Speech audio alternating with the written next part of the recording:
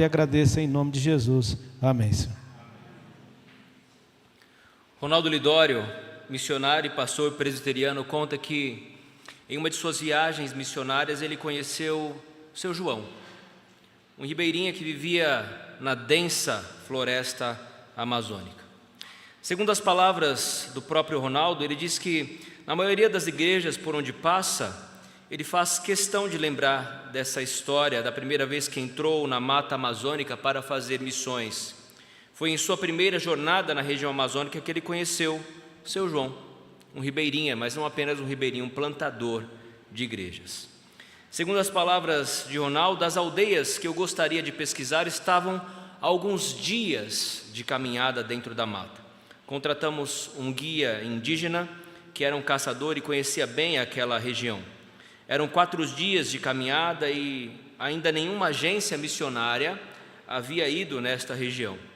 No 4º dia de caminhada, estávamos prestes a entrar em uma daquelas aldeias, ainda sem o evangelho, segundo imaginava. Eram 3 tribos, as tribos dos Cambeba, dos Miranha e dos Cocanha. E nós estávamos prestes a entrar na aldeia da tribo dos Cambeba. A aldeia ainda não alcançada em um local remoto dentro, no centro, no coração da floresta amazônica. Ele afirma que quando entrou na aldeia, os indígenas estavam ali e não se assustaram com a sua presença. Nós estamos aqui preparando o lugar para o culto hoje à noite, respondeu um deles ao pastor Ronaldo. Esse pessoal deve ter entendido errado, pensou ele, a minha pergunta, porque nós estamos há dias de caminhada e não há missionários no local, lembrou ele. Eu perguntei: vocês são crentes? Eles responderam: mas é claro que somos crentes. Você não é? Aí ele perguntou: e quem trouxe o evangelho? Qual foi o missionário? Questionou o pastor Ronaldo. Eles disseram que foi o seu João, um ribeirinho pescador que morava em um flutuante, uma casa de tábuas feita sobre o rio, em cima do rio. Conforme o rio subia ou descia, essa casa acompanhava, por isso chamado de flutuante. Ronaldo então foi até o flutuante para saber quem seria esse tal senhor João, e para sua surpresa ele encontrou um casebre bem envelhecido, bem simples, com 3 ou 4 redes ruídas, uma cadeira quebrada e uma panela. Seu João estava sentado no chão e tentava ler a Bíblia com muita dificuldade. Eu disse: meu nome é Ronaldo, eu sou missionário. Ele disse: só um momento. Abriu a janela e gritou: Maria, venha para casa, traga depressa as crianças, porque chegou em nossa casa um missionário de verdade. Segundo Ronaldo, ele disse que nunca ficou tão constrangido por estar em um local como o missionário pontuou. O pastor Ronaldo estava ali preparado para a situação, coberto com as orações de sua igreja, com o sustento suficiente, com a mochila especial, com proteção, com botas especiais para a caminhada na mata, e viu um homem simples, que não tinha nada do que ele tinha, mas possuía uma paixão por Jesus Cristo enorme em seu coração, e a sede, a vontade de fazer a sua obra, de pregar o Evangelho. Seu João contou ao pastor que era membro da Assembleia de Deus, ribeirinho, pescador, e morava em um local que tinha pouco peixe. Um dia ele entrou na mata à procura de um rio que tivesse mais peixes e chegou por acaso até essa aldeia dos índios, e ali ele chegou a plantar 6 igrejas, 2 em cada tribo. Ali estava um homem que não tinha preparo, que jamais usou o termo missionário, nem obreiro, nem nenhum outro título, mas que era um crente no Senhor Jesus. Um homem apaixonado por Deus, disposto a caminhar léguas, mata dentro, para levar o Evangelho de Deus, com a esposa e 4 filhos, para alcançar aquele povo. Quando ele foi questionado pelo reverendo Ronaldo: e os seus filhos? E a escola para os seus filhos? O que você vai deixar para os seus filhos? Ele respondeu com muita simplicidade: o maior legado que eu vou deixar para os meus filhos é o amor que nós temos por Jesus Cristo.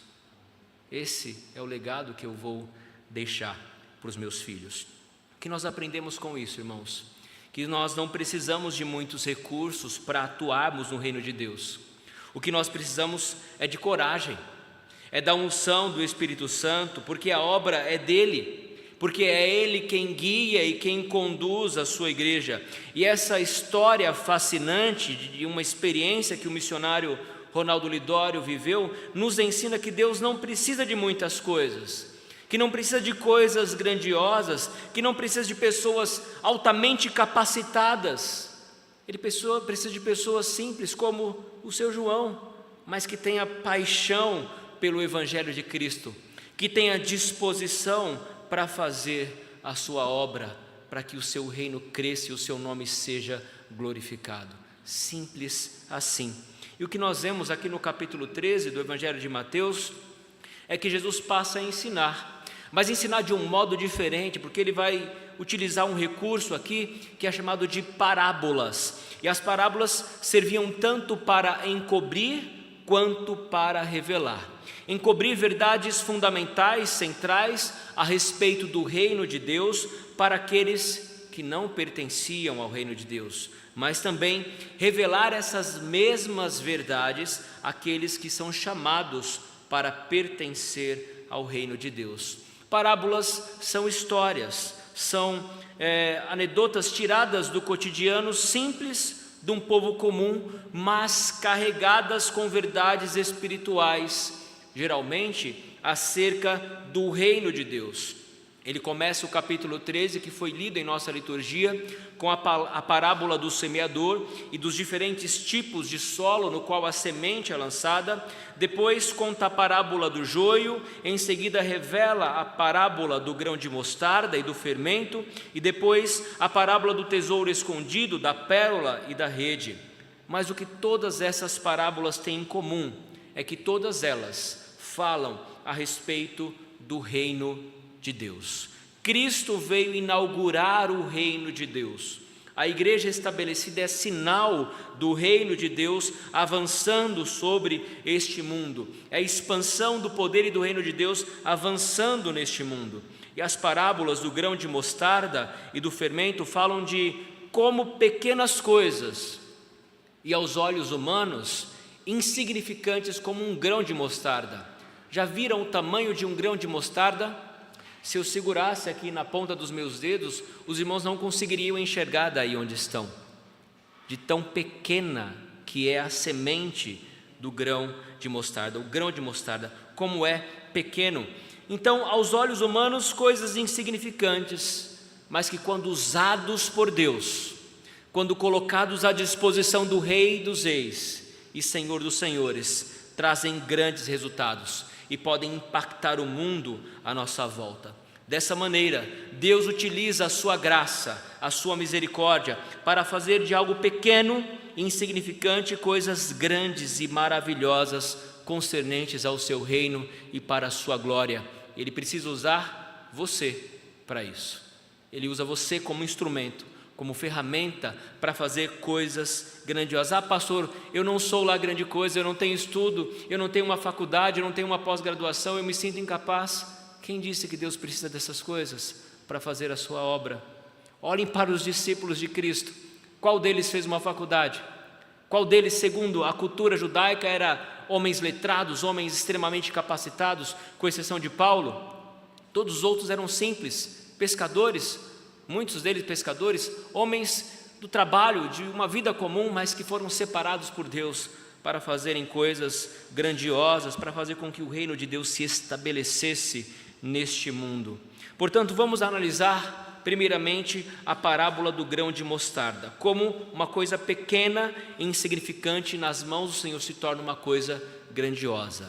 Deus pode fazer coisas grandiosas através das nossas vidas, ainda que parecemos insignificantes. Deus pode fazer coisas grandiosas. Outra parábola lhe propôs, dizendo: o reino dos céus é semelhante a um grão de mostarda, que um homem tomou e plantou no seu campo, o qual é, na verdade, a menor de todas as sementes, e crescida é maior do que as hortaliças, e se faz árvore, de modo que as aves do céu venham aninhar-se nos seus ramos. Essa parábola enfatiza a questão dos pequenos começos que acontecem sobre o ministério, mas que promovem o reino e uma glória futura que extrapolam quaisquer limites. Embora a semente em aparência possa ser insignificante, ela se torna uma planta madura, uma árvore que pode abrigar os animais.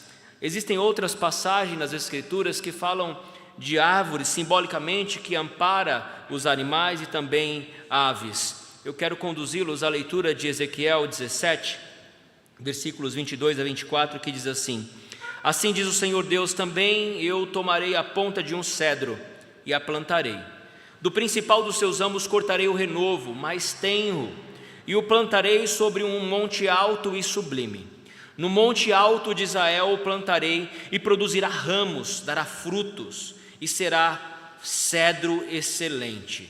Debaixo dele habitarão animais de toda sorte, e à sombra dos seus ramos se aninharão as aves de toda espécie. Saberão todas as árvores do campo que eu, o Senhor, abati a árvore alta, elevei a baixa, sequei a árvore verde e fiz reverdecer a seca. Eu, o Senhor, o disse e o fiz. Vê o que Deus pode fazer. Vejam as coisas grandiosas que Deus pode fazer. A mostarda, na sua maturidade, pode chegar a cerca de 4 a 5 metros de altura, com ramos extensos para abrigos das aves. William Hendricks ele afirma que no outono, quando os seus ramos se tornam rígidos, as aves de variadas espécies encontram ali um refúgio para as tempestades. Se refazem do cansaço e se escondem também do calor do sol. Aparentemente, é insignificante o seu início. Deste modesto início, porém, virão grandes resultados. O governo da graça exercido por Cristo, meus irmãos, é assim também. Não importa quão desprezado e aparentemente insignificante possa ser o princípio, o início, ele tende a avançar. Nós cantamos que Cristo ele vem vencendo e para vencer, e assim também é a sua igreja, e ele guiará o seu exército, o seu povo em vitória sobre vitória. Consequentemente, para aqueles que primeiro a ouviram essa parábola, parece dizer: tenham paciência, exerçam a fé, continuem orando e perseverem na obra do Senhor, porque o programa de Deus não falha. O programa que Deus tem para a sua vida não pode falhar. Deus nos tem conduzido em vitória. E essa palavra, meus irmãos, é a palavra do Senhor. Agora nos perguntamos: como algo tão pequeno pode ter um impacto tão grande? Nós precisamos aprender, irmãos, que pequenos gestos podem provocar grandes impactos. Certo dia eu cheguei cansado, depois de um dia de trabalho, e estava chovendo forte. Eu estava realmente cansado naquele dia, mas recebi uma mensagem. Uma irmã da igreja pediu para que eu pudesse visitar a sua avó. Ela não estava muito bem de saúde. A sua mãe, muito católica e com alguma resistência à fé evangélica, também estava lá. E mesmo cansado, eu não podia perder aquela oportunidade de visitar e compartilhar a palavra de Deus. Certamente o cansaço me fez pensar: eu vou amanhã. Estava chovendo, era uma noite de chuva, uma noite fria, mas eu tomei um banho e fui. Cheguei lá, dei algumas orientações, li a palavra de Deus, oramos juntos e voltei para minha casa. Uma simples visita. Depois, essa senhora, a mãe dessa senhora católica, me encontrou e me agradeceu profundamente o que fiz pela mãe dela. A mãe dela melhorou, isso é graça de Deus, porque eu não fiz absolutamente nada, né? O poder de Deus agindo. Ele disse: foi como se um anjo tivesse visitado a minha casa, né? Muito obrigado, pastor, pela sua visita. Ela está bem, está dormindo bem, está comendo bem. Então vejam, para mim foi uma simples visita. Eu fiquei ali 15, talvez 20 minutos, fiz uma oração e parti. Mas o impacto que teve na vida daquela senhora foi grandioso. E não apenas isso, mas o testemunho que damos a respeito da nossa fé com as nossas atitudes. Então, meus irmãos, pequenos gestos podem trazer grandes mudanças, grandes contribuições, e Deus pode usar isso poderosamente para o crescimento e para o fortalecimento do seu reino e para a sua glória. Ah, pastor, eu pretendo começar um grupo de estudo bíblico, mas é um grupo tão pequeno, vai só eu, meu marido e talvez um vizinho que vez ou outra vem, mas às vezes falha. Insista, não despreze os pequenos começos, pois a partir daí Deus pode fazer coisas grandiosas por seu intermédio. Nós estamos com esse projeto de pequenos grupos, e os pequenos grupos é isso, reuniões nos lares. Está você, a sua família, seu marido, a sua esposa, os seus filhos, um vizinho que vem uma vez, outra não vem, mas não despreze os pequenos começos. Igrejas surgem assim, com reuniões no lares, famílias são alcançadas pela graça de Deus dessa maneira. Zacarias capítulo 4, versículo 10, nos orienta a não desprezarmos os pequenos começos. Ele diz: pois quem despreza o dia dos humildes começos, esse alegrar-se-á vendo o prumo na mão de Zorobabel. Então não desprezemos os pequenos começos, mas nos coloquemos à disposição do Senhor, ainda que com a nossa insignificância, pois Deus, através de nós, pode fazer coisas grandiosas para o seu reino e para a sua glória. Agora acompanhemos a parábola do fermento. Disse-lhes, Mateus 13, 33, disse-lhes outra parábola: o reino dos céus é semelhante ao fermento que uma mulher tomou e escondeu em 3 medidas de farinha até ficar tudo levedado. Se por um lado a parábola do grão de mostarda fala de um crescimento grandioso e exponencial, por outro lado a parábola do fermento fala sobre influência, de como você pode influenciar e impactar a vida das pessoas à sua volta. A parábola do fermento não tem um significado diferente da parábola do grão de mostarda. O sentido é o mesmo, demonstrar que através de pequenos começos, é assim que o reino de Deus começa e produz grandes resultados. Carson, comentando esse texto, sugere que se tiver um sentido diferente nessas duas parábolas, é que a parábola de mostarda sugere um crescimento em extensão, e o fermento, a parábola do fermento, uma transformação em extensão. Então uma mostra um crescimento e o outro uma transformação, aquilo que nós operamos na vida de outras pessoas e como influenciamos a vida de outras pessoas. Certamente, em algumas passagens das Escrituras, você pode ler a respeito do fermento como uma associação com aquilo que é maligno, com aquilo que é mal. Quando Deus diz ao povo de Israel: olha, não coloquem fermento, não comam pão levedado, ou seja, não se contaminem com as coisas do Egito, está lá em Êxodo capítulo 12, versículo 15. Também Jesus Cristo faz essa ponderação a respeito do fermento dos fariseus em Mateus capítulo 16, mas nem sempre o pão levedado representava um mal em si mesmo. Em algumas ocasiões dentro do sistema religioso, dos rituais religiosos, o pão com fermento era exigido. Por exemplo, em Levítico capítulo 7, versículo 13, diz: com bolos trará por sua oferta pão levedado, com o sacrifício de sua oferta pacífica por ações de graças. E também Levíticos 23, 15 a 18, mostra que o pão levedado deveria ser oferecido juntamente com ofertas de manjares para libação, como oferta queimada de aroma agradável ao Senhor. As metáforas, irmãos, usadas nas Escrituras nem sempre têm o mesmo significado. A figura do leão às vezes é usada para se referir a Cristo, mas às vezes é também usada para se referir a Satanás. Satanás é como um leão que ruge ao derredor, procurando a sua presa para tragar. A serpente ora representa o diabo, mas também já representou Cristo. Cristo foi levantado como a serpente no deserto para prover salvação.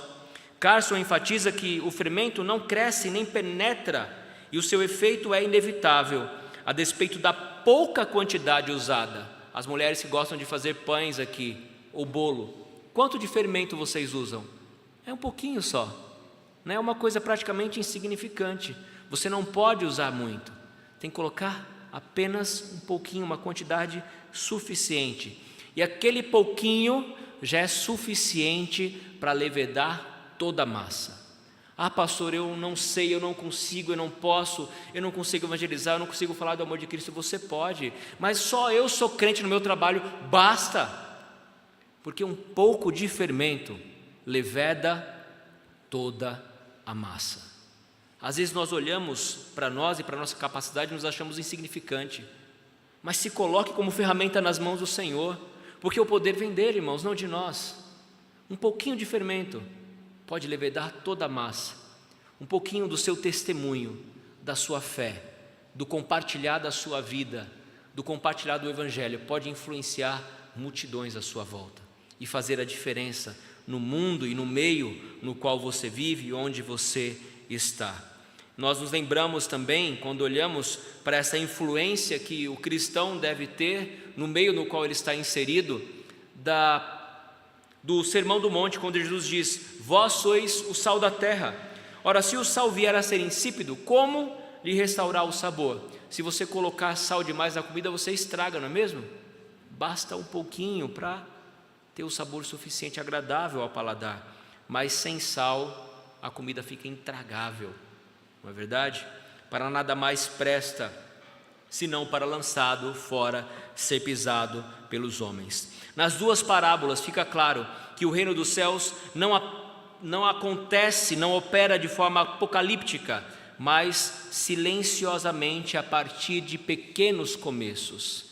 Esse é o modus operandi de Deus. Começa pequeno, mas vai se tornando algo grandioso e não se pode mais dimensionar, não se pode mais contar. E o reino de Deus foi inaugurado assim, sem demonstração, sem pompa, mas de forma silenciosa, até mesmo secreta, mas surpreendeu todos que estavam ali àquela volta. Sobre a influência daqueles que pertencem ao reino de Deus no mundo, William Hendricks enfatiza algumas questões que eu queria compartilhar com os irmãos. Ele diz em seu comentário: portanto, o verdadeiro seguidor de Cristo ativamente promove causas tais como a abolição da escravatura, a restauração dos direitos da mulher, a mitigação da pobreza, a repatriação dos expatriados, se for praticável, se não, então socorrê-los de alguma outra maneira, a educação dos analfabetos, a reorientação das belas artes pelo prisma cristão. Ele promove a honestidade entre os que governam e os que são governados, tanto quanto nos negócios, na indústria e no comércio. Ele faz tudo isso não a parte da evangelização do mundo, mas em conexão com ela e de fato como parte integrante dela. Que a levedura do governo de Cristo nos corações, vidas e esferas humanos já exerceu uma saudável influência em milhares de formas, e que essa influência ainda contínua é óbvio a todos os que olham e queiram ver. Tudo o que alguém tem de fazer é comparar as condições. Por exemplo, o tratamento dos prisioneiros de guerra, das mulheres, dos operários, dos não privilegiados, nos países onde o governo de Cristo ainda não se fez conhecido numa extensão razoável, com as condições existentes em nações onde esse princípio já está em operação por algum tempo em uma escala generosa. E você vai ver como os crentes lidam em uma mesma situação, mas de forma totalmente diferente. Quando analisamos o avanço do cristianismo, meus irmãos, nós vemos que de fato foi assim. Cristo, ele atraía numerosas multidões após si, não é verdade? Muitas pessoas seguiam e cercavam Jesus de todos os lados, mas Jesus revela o coração dessas pessoas. Jesus disse assim, lá em João 6,26: em verdade vos digo, vós me procurais, não porque vistes sinais, mas porque comestes os pães e vos fartastes. Os motivos, os propósitos pelos quais buscavam a Cristo eram espúrios. E ainda em João 2, 23 a 25, nós temos um relato das pessoas que também testemunharam a respeito de Cristo. Estando ele em Jerusalém durante a festa de Páscoa, muitos, vendo os sinais que ele fazia, creram no seu nome. mas o próprio Jesus não se confiava a eles, porque os conhecia a todos e não precisava de que alguém lhe contasse testemunho a respeito do homem, porque ele mesmo sabia o que era a natureza humana. Seus discípulos, em uma pequena minoria, apenas 12 homens, e um deles ainda o traiu. No entanto, esses homens foi quem Jesus escolheu e deu uma incumbência para eles: ide por todo o mundo e fazei discípulos de todas as nações, batizando-os em nome do Pai, do Filho e do Espírito Santo, ensinando-os a guardar todas as coisas que vos tenho ordenado, e eis que estou convosco todos os dias até a consumação dos séculos. Quando Cristo falou para esses homens que precisava partir, que precisava ser entregue para ser morto, eles ficaram desesperados. Pedro ficou aterrorizado e não queria permitir que Cristo de fato falasse sobre isso, acerca da sua morte. Isso jamais acontecerá, disse Pedro. Jesus disse: arreda de mim, Satanás, eu vim justamente para esse propósito, para morrer, para dar vida. Agora vocês vão continuar a obra, vocês vão continuar o meu ministério. E por que eles ficaram tão desesperados? Porque eles não se sentiram capacitados para continuar a obra de Jesus Cristo. Mas olha só o que Cristo fez com esses homens. Em Atos 1:8 diz: recebereis poder ao descer sobre vós o Espírito Santo, e sereis minhas testemunhas, tanto em Jerusalém como em toda a Judéia e Samaria e até os confins da terra. E depois Pedro começa a pregar, as pessoas ouvem o sermão de Pedro em sua própria língua, as pessoas se convertem. Olha o que Cristo faz, com pequenos começos.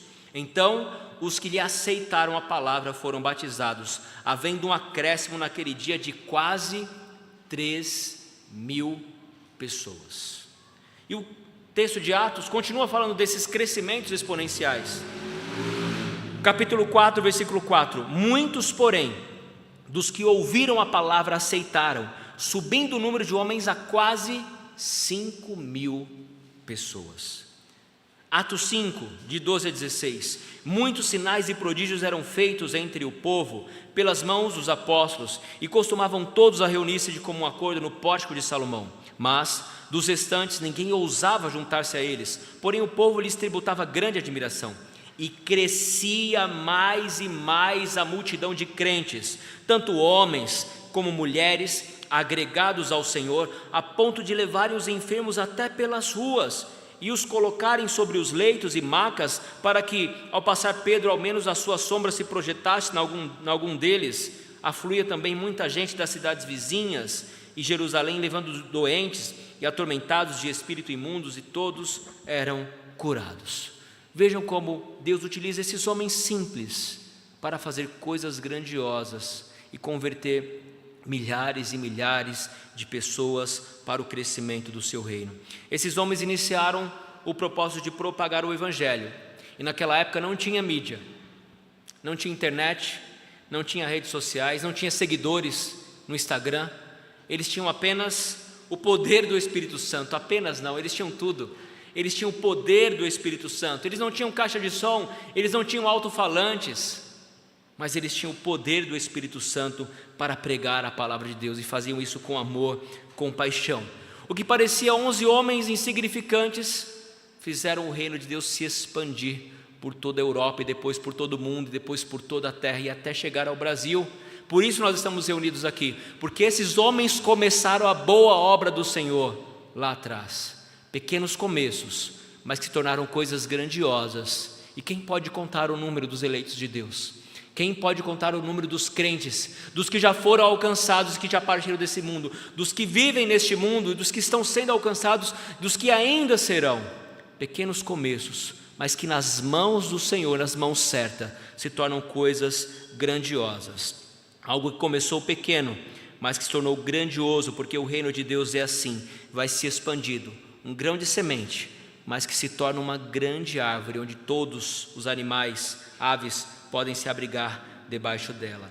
Essas duas parábolas demonstram que o reino de Deus, que começou pequeno, insignificante, mas através de poucos recursos, com poucos homens, conseguiu um grande avanço, a ponto de se tornar uma árvore frondosa, de ser abrigos de inúmeras aves e animais, bem como um pouco de fermento foi capaz de levedar toda a massa. Assim, o pequeno número de discípulos iniciaram um intenso trabalho para pregar a palavra de Deus. Hendricks termina o seu comentário concluindo com certeza que o fermento claramente representa o reino ou o reinado do céu, ou seja, o governo de Cristo alegremente reconhecido no coração e na vida. Isso é deveras algo extraordinário. E mais do que isso, você carrega esse fermento. Esse fermento está dentro de você. Esse fermento está no seu coração. É a salvação que Deus te deu. E aí eu pergunto, de que maneira você tem levedado este mundo? De que maneira o fermento que você tem dentro do seu coração, que é a mensagem do Evangelho, tem impactado a vida das pessoas à sua volta? De que maneira você tem expandido esse grão de mostarda que é pequenininho, mas que pode crescer e se tornar uma árvore grandiosa? Qual é a sua influência e o seu impacto no meio no qual você está inserido? No meio daquele parente que ainda não se converteu a Cristo, no meio da escola ou no trabalho onde você atua, qual é o seu impacto? Como você tem impactado essas vidas?